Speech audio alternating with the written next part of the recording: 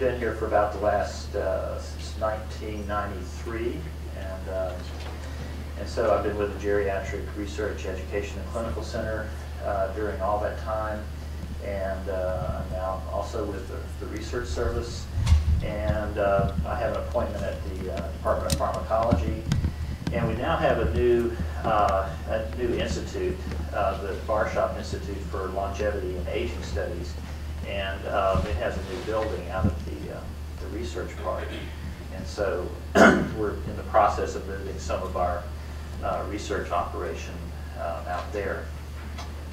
So I'm not sure if I'm hitting the right level for the audience here, but what I'm going to do is I'm going to talk about basically a project that I've been working on since 1993, on and off, and we're and I'm just, if you take away anything from this,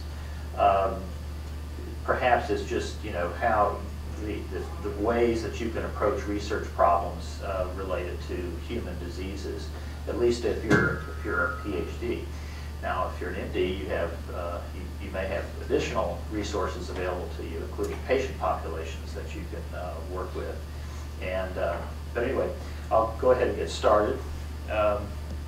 Most of you probably already know something about Parkinson's disease, and this is just about the extent of my knowledge of the clinical aspects of the disease, because I don't see too many Parkinson's patients, except maybe on the street. And but the main thing is that this is a disease that involves, or at least is, the symptoms of the disease are associated with about an 80% loss of dopamine in the substantia nigra, and also the caudate putamen, which I will also call the striatum. So this 80% loss is considered to be symptomatic, or in other words, it produces the symptoms of the disease, which is kind of remarkable that there's so much reserve available that you have to really knock out the neurons in order to see even the clinical manifestation.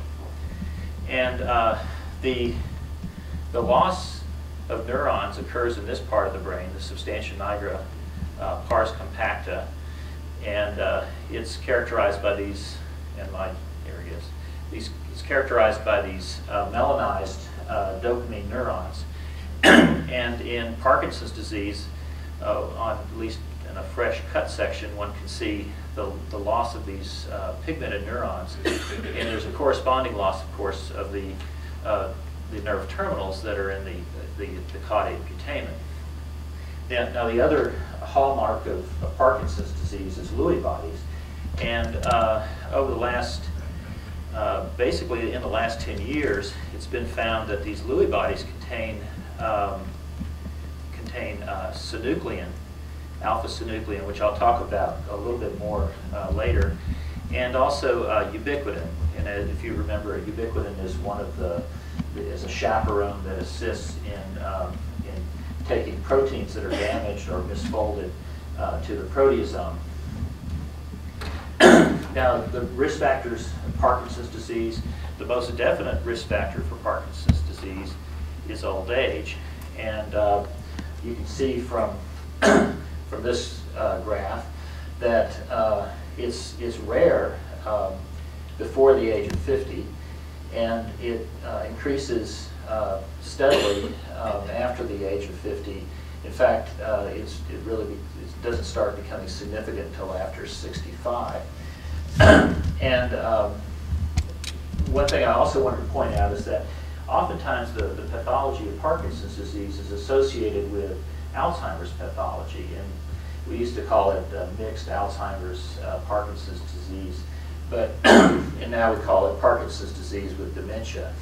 And in the United States, there tends to be a difference, but among Asian populations, even in the United States, that sex difference goes away. And in Sweden, there is no sex difference in the incidence of Parkinson's disease. Some people made a big deal out of that, saying that there's somehow estrogen is protective. And indeed, in animal models and also in cell models, that tends to be true, but that appears not to affect the epidemiology of the disease. The other thing that's a risk factor for Parkinson's disease is a positive family history, but this is only in those rare cases of familial Parkinson's disease. And really that involves only a few, really a handful of families around the world.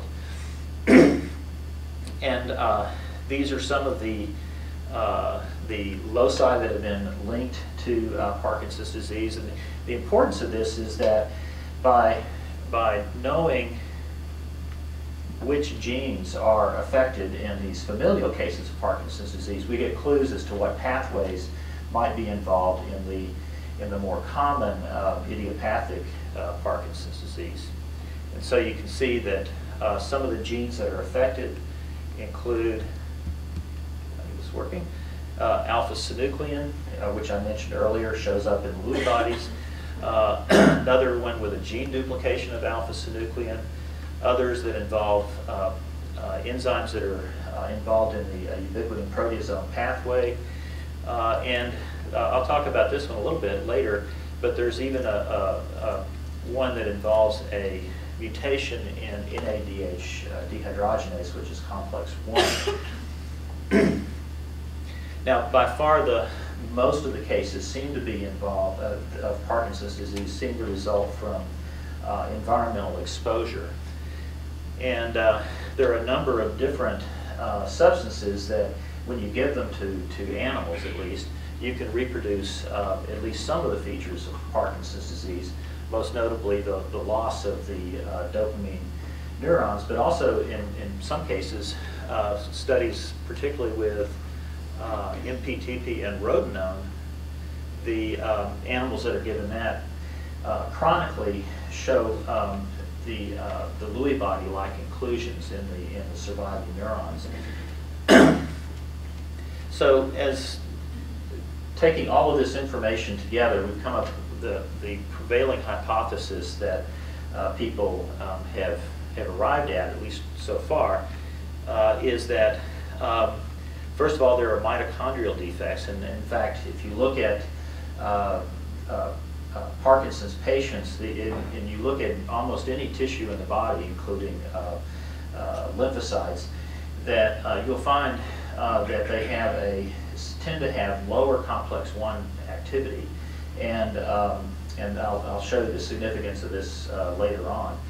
But these mitochondrial defects then translate into increases in oxidative stress, and these are exacerbated by inflammatory processes, and then we know that there are proteasome ubiquitin pathway defects, and that this results in these Lewy bodies, which are basically the result of protein misfolding and protein aggregation.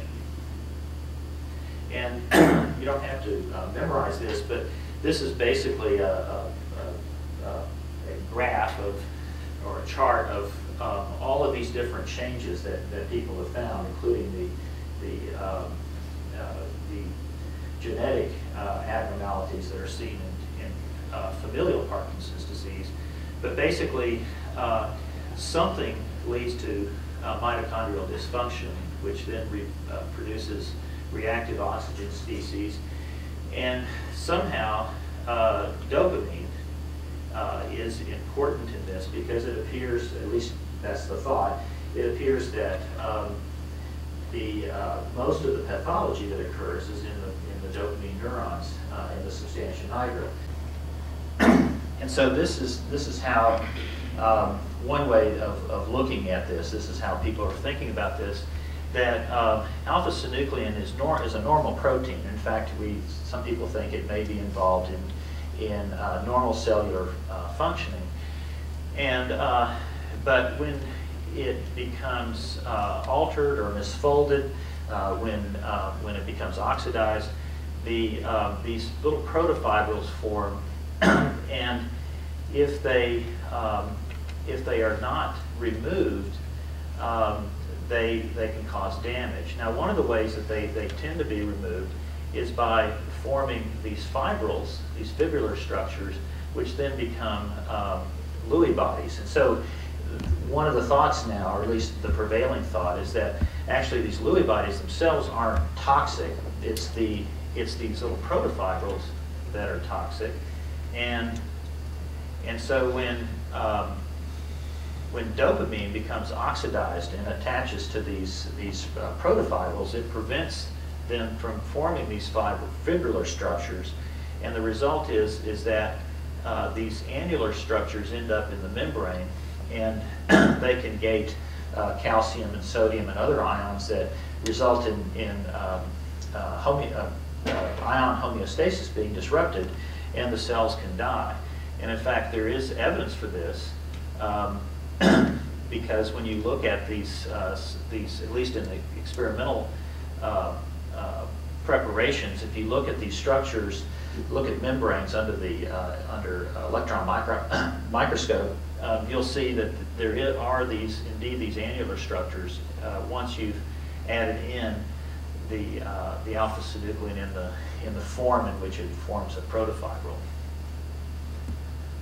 So this is kind of where that leads us to where we got interested in some of these aspects of Parkinson's disease, and that was what is it about dopamine in dopamine neurons that results in the toxic effects or the loss of neurons in Parkinson's disease.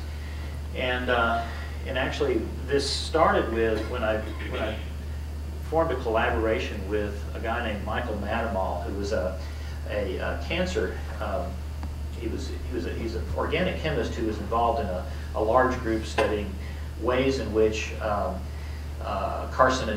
procarcinogens were activated to carcinogens in bladder cancer. And so he had the idea that, well, why don't we use this same model to look at Parkinson's disease. And so one of the first experiments we did was basically make an artificial,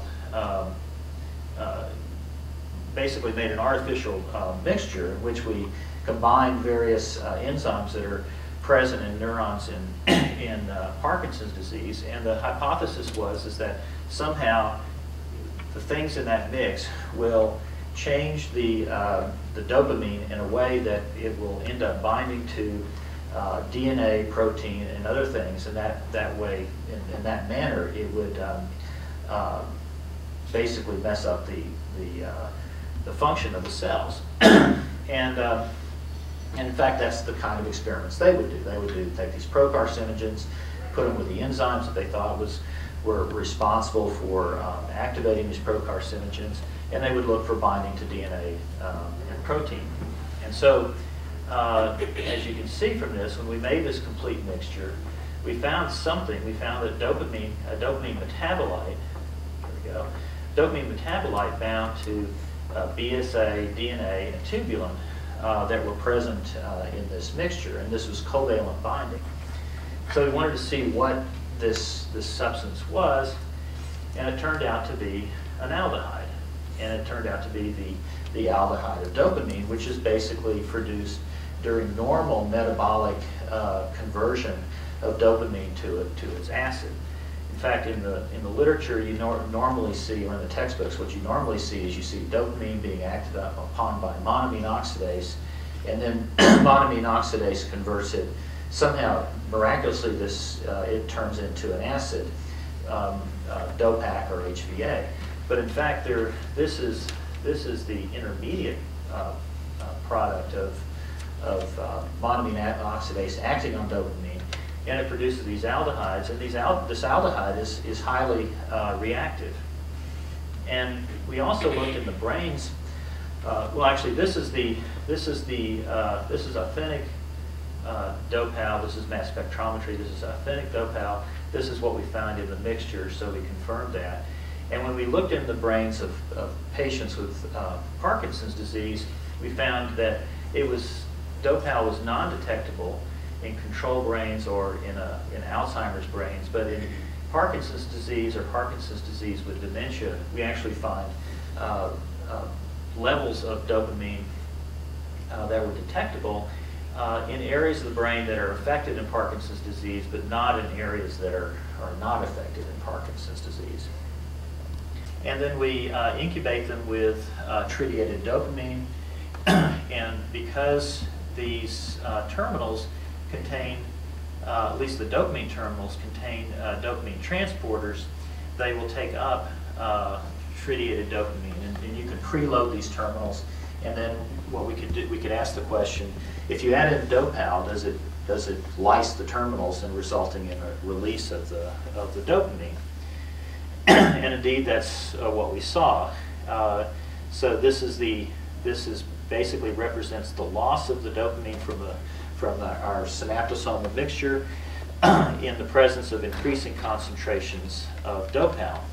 Now, the other thing we did was we looked in the lysis, or in the buffer, and we looked to see if there was evidence for lysis of these terminals, and as measured by lactate dehydrogenase. And this is normally an enzyme that's present on the inside of the cell.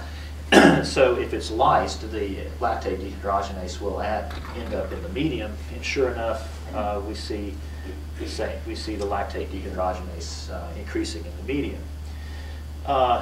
We also wanted to see if this was specific just for dopamine neurons, and so we preloaded. We did the same trick with GABA and glutamate. GABA, C14 GABA, and I think it was C14 glutamate, tritiated GABA. And as you can see, when we loaded these synaptosomes up with those, we didn't get any loss of GABA or glutamate. Here we go. But we did get the loss of dopamine. So this suggested that somehow Dopal was specific. So how would Dopal be specific? Well, the one thing that's different about, or one of the things that is different about these dopamine nerve terminals is that they contain transporters for dopamine, whereas the GABA terminals contain transporters for GABA, and the glutamate terminals contain transporters for glutamate. And so we hypothesized that maybe Dopal is being taken up by these dopamine terminals. And indeed, so we did the experiment, and indeed that's what we found, is that we get this increase in uptake of tritiated Dopal, and we can block it with transport blockers.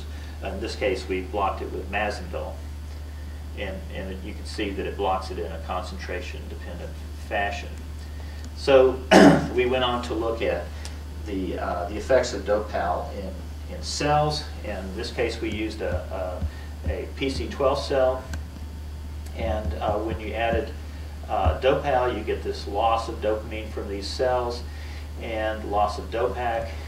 And if you look at the number of viable cells after this treatment, you can see that there's a loss of viable cells and an increase in lactate dehydrogenase in the medium.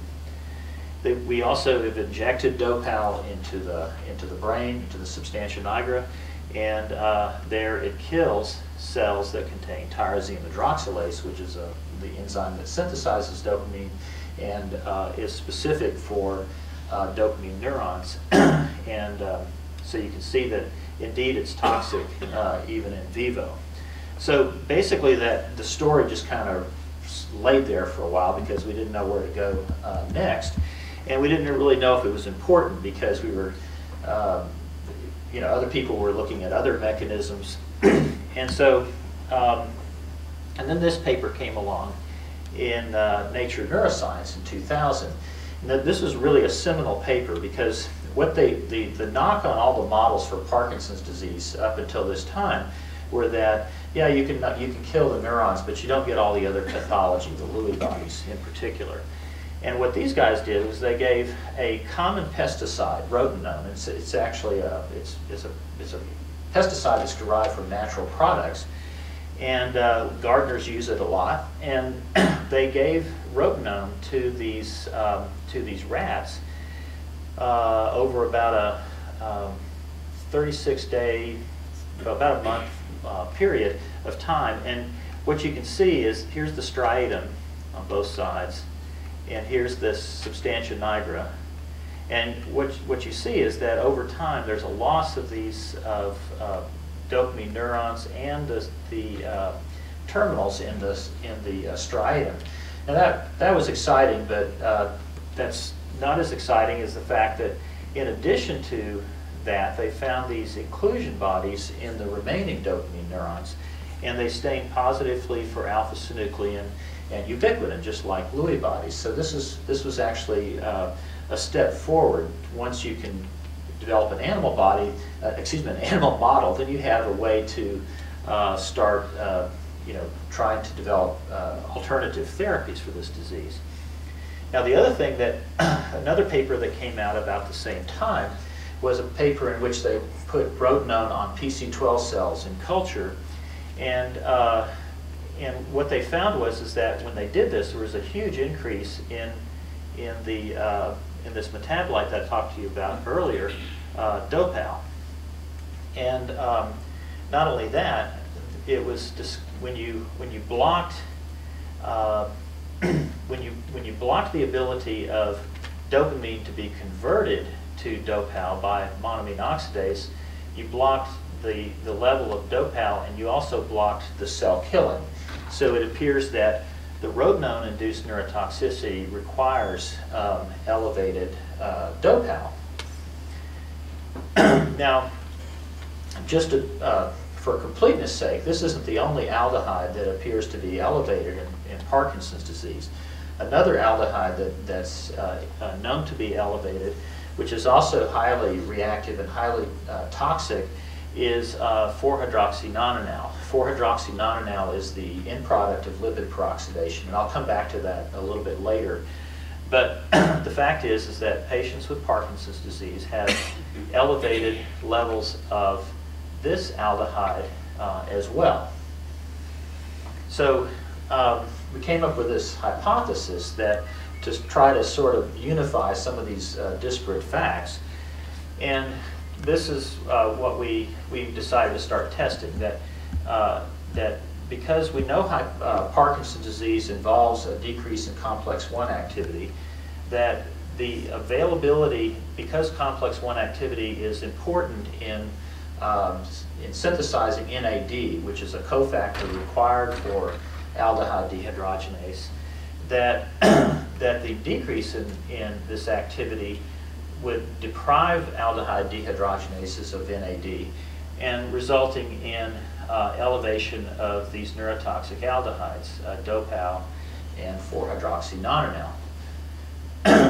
Okay, so how are we going to go about studying this? Well, there are a bunch of different aldehyde dehydrogenases, at least in mice, and in fact there's 9 different ones that we know about currently.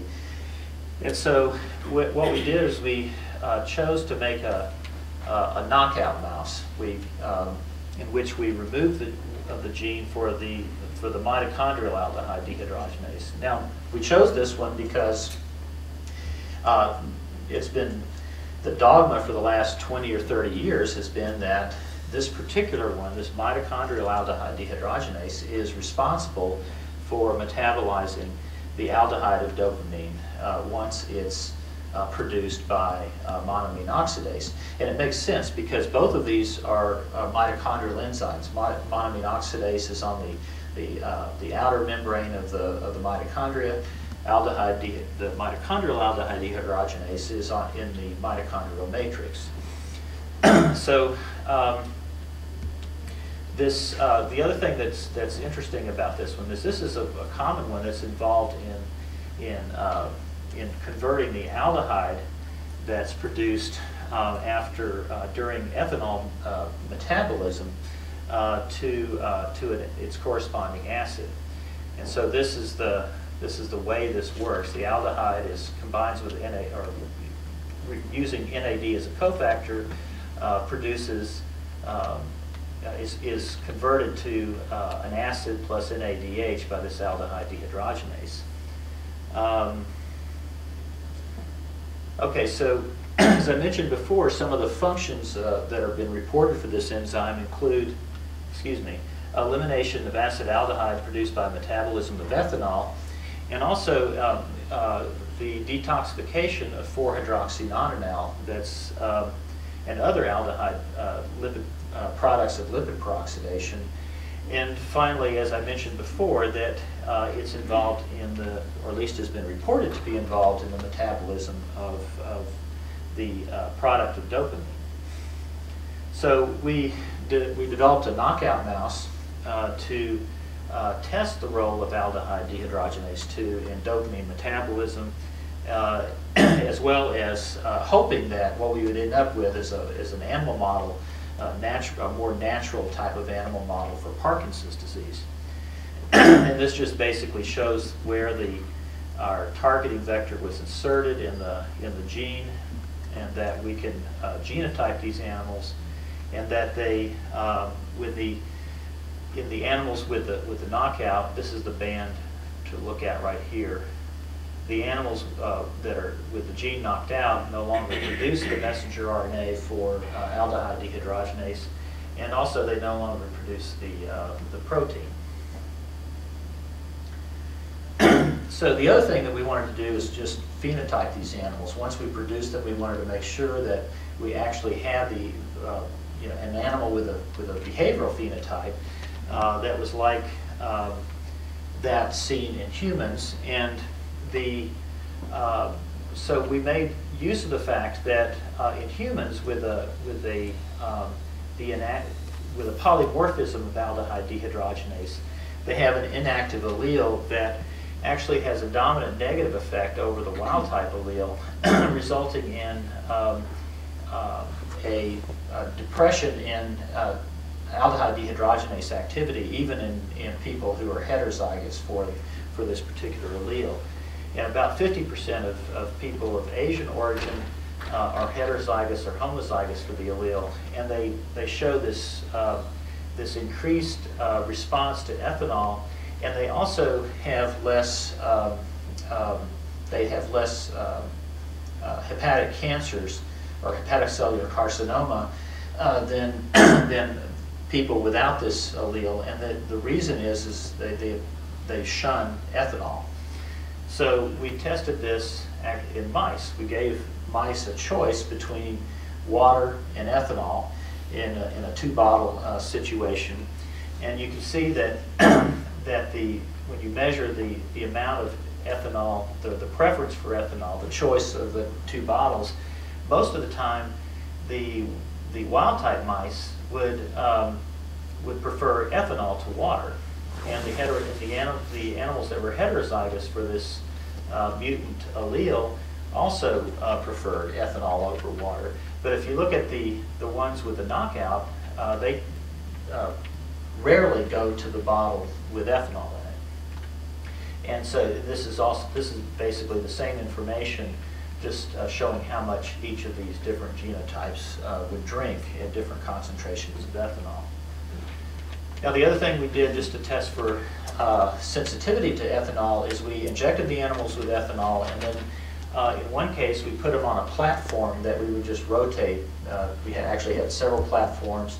The animals would sit on the platform after being given the dose of ethanol. You turn it until the animal falls off. And so you can see here that with increasing concentrations of ethanol, even the wild-type animals will eventually fall off the platform. Whereas, but if you look at the knockout animals, they fall at a much lower concentration of ethanol than either the wild types or the heterozygotes do. The other thing is that when you look at their locomotor activity, just basically ambulating around the cage, the knockout, the animals with a complete knockout are much more depressed by their locomotor activities, much more depressed by the ethanol, no matter what the dose. So then the question that we came back to the original question, and we're going to test this, is that are the effects of genotype on these behaviors related to the metabolism of these monoamine aldehydes? And there are a number of studies out there that suggest that drugs that are used to treat ethanol, for instance, diazine or disulfiram, that some people have suggested that because they work at doses that are lower than those necessary to prevent the metabolism of ethanol, that perhaps they're working by modulating the way that dopamine is metabolized, so preventing the metabolism of dopamine or other monoamines to their corresponding aldehydes. And so we tested this by just taking some mice and measuring the amounts of the biogenic amines and their metabolites, expecting that we would see that if this was true, we would see plenty of dopamine. We'd see, we would also, but we would not see DOPAC or 5-HIAA, the acid products of dopamine and serotonin metabolism. And in fact, when we looked at it, there was no difference between the wild type and the mutant animals. And we're still working on this one, and I'll tell you a little bit later how we're approaching that. So basically, we've made this knockout, which has the phenotype that we were looking for, but doesn't have the neurochemical phenotype. So now I mentioned this other aldehyde, 4-hydroxynonenal. So what about it? Well, as I mentioned before, 4-hydroxynonenal is basically the end product of lipid peroxidation, shown in this pathway here. And as I mentioned earlier, it's elevated in patients with Parkinson's disease. And in fact, in animal models where you give the animal MPTP, which by the way is a complex 1 inhibitor, and is used as a standard model for producing Parkinson's disease in animals, you find that when you treat the animals with MPTP, you get an elevation of 4-hydroxynonenal that lasts for up to 12 hours after just a single injection of MPTP. So one of the things that if 4-hydroxynonenal requires this aldehyde dehydrogenase in order to be converted to its acid form, then if you inhibit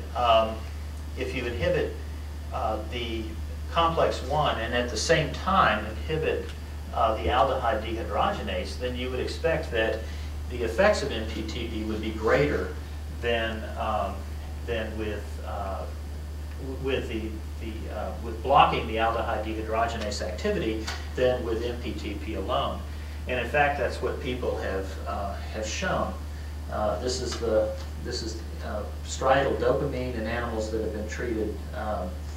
Well, this is the control. This is animals that have been treated with MPTP, and this is when you combine diethyl dithiocarbamate or disulfiram with MPTP.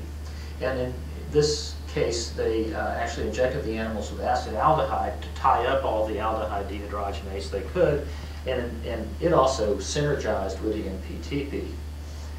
So we made mouse embryonic fibroblasts from our different, the animals with different genotypes, in this case the wild type and the knockout animals, and looked at the effects of introducing lipid peroxidation on the survival of the relative survival of these cells. And so we introduced tertiary butyl hydrogen peroxide to produce the lipid peroxidation. And you can see that the cells that from the animals who had the complete knockout were more sensitive to this treatment. We also looked at the effects of adding different concentrations of 4-hydroxynonenal, which is, as I mentioned before, the end product of this lipid peroxidation pathway. And you can see that these animals without the aldehyde dehydrogenase are more sensitive to it. And then, then the other question was, what happens if you give these animals MPTP? And this is going to be a little bit complicated, but I'll try to get through it. this is, when we started, we teamed up with a group over at the McDermott who regularly give their animals MPTP to see and to produce about a 50% loss of dopamine. And one of the interesting things is that when we tested the animals after the dose of MPTP that they give them, we actually, instead of getting a decrease in locomotor activity, the animals that are treated with MPTP actually show more locomotor activity.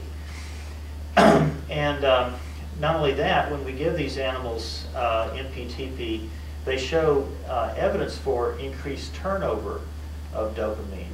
Perhaps, and we think that what happens is that when the animals are treated with MPTP, they actually have fewer sites for dopamine to be taken back up and converted to the Dopac, which was the acid product. And so that's why you see this evidence for increased turnover. So the reason why the locomotor activity is increased is that more dopamine is staying outside the cell. So when we gave animals MPTP and looked at their locomotor activity, we saw in the wild-type animals, at this concentration, we didn't see really any effect of MPTP. But when we gave it to the knockout animals, they actually showed this increase in locomotor activity. And when we measured this measure of turnover of dopamine, we also saw that in the knockouts, MPTP increased the turnover, whereas it didn't do so in the wild-type animals. So this suggests to us that indeed these mice are more sensitive to MPTP, and that at least part of the effect is because 4-hydroxynonenal is not being removed by this aldehyde dehydrogenase. And this is something where this is actually fairly preliminary data, so what we're doing is we're following up on this now. So the next question is what aldehyde metabolizes Dopal? And at this present time, we don't think it's either aldehyde dehydrogenase 2 plus another aldehyde dehydrogenase, or it's another aldehyde dehydrogenase. So what we've chosen to look at another knockout. This is aldehyde dehydrogenase 1A1. It is basically the major cytoplasmic aldehyde dehydrogenase. And one of the interesting things about this aldehyde dehydrogenase is that it's co-localized with Neuro1, which is a marker for dopamine progenitor cells. So it appears to have a special relationship with these dopamine neurons that are the progenitor cells that go on to be dopamine neurons. And not only that, this enzyme is present not only in fetal brain, but it also remains in adult brain. And so this is a good candidate for the aldehyde dehydrogenase that metabolizes dopamine. The other reason why we're interested in this is that people have shown that the human ortholog of aldehyde dehydrogenase 1A1, which is aldehyde dehydrogenase 1, that its messenger RNA is present in the substantia nigra, and that it's decreased in these dopamine neurons in Parkinson's disease. So this just shows that this is tyrosine hydroxylase staining, and this is for aldehyde dehydrogenase 1. And basically this is when you compare control schizophrenics or Parkinson's disease, you find that the messenger RNA from the brains or the dopamine neurons in Parkinson's disease is decreased, suggesting that this may be part of the pathogenic process. And I'm going to skip this part, but basically show you that there is you can read the top of the slide, that the transcription of this aldehyde dehydrogenase gene is controlled by this transcription factor called PIDX3 in these dopamine progenitor cells. And in animals that have the PIDX3 knockout, they lose these substantia nigra dopamine neurons, and they lose the staining for tyrosine hydroxylase in the caudate putamen area. Not only that, when you just look at their locomotor activity, these animals, these are the wild types, these are the knockouts, you can see that they're much less active.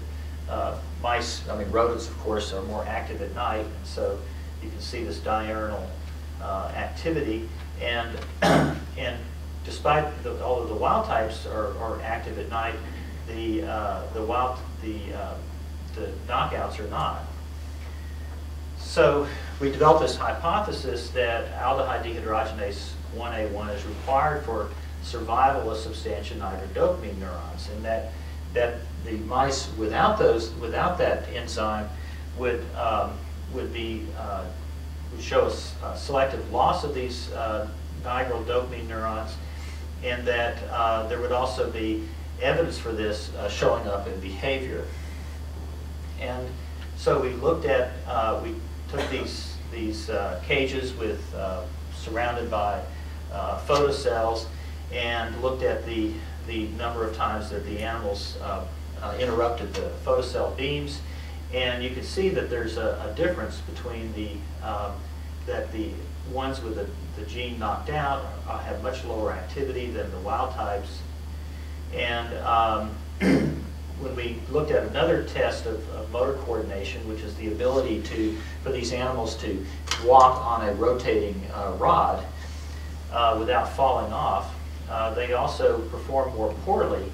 Although they learned it just as easily, they actually perform more poorly in this test of coordination. And then when we looked at their 24-hour locomotor activity, you see the wild-type mice at the onset of lights off start showing increases in activity, and the knockouts look like those PIDX3 deficient animals. And so we finally, we recently looked at the brains of these animals, and we see that in the anterior dorsal striatum, which is the place where these aldehyde dehydrogenase 1 containing terminals project to, we also see a loss of tyrosine hydroxylase staining, suggesting that there's a loss of these dopamine terminals, nerve terminals. And so these are basically, in the future, what we're going to do is we're going to cross the aldehyde dehydrogenase type 2 knockout with the aldehyde dehydrogenase type 1 knockout, and see if we can develop a more faithful model of Parkinson's disease. And basically, these are the people that work in my lab that perform the work. This is Greg Duster is where we got our aldehyde dehydrogenase 1A1 knockouts from. We got some help from Greg Gerhardt with measuring the dopamine and metabolites, and these are some of our other collaborators here locally. Okay, I think I finished on time.